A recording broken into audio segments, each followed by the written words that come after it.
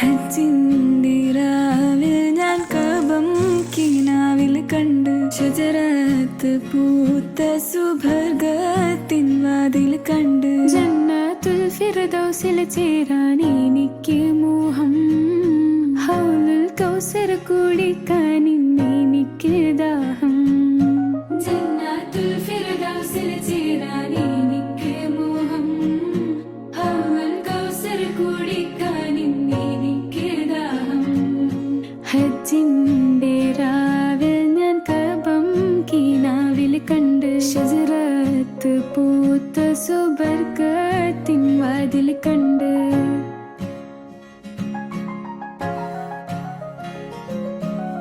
മുത്ത്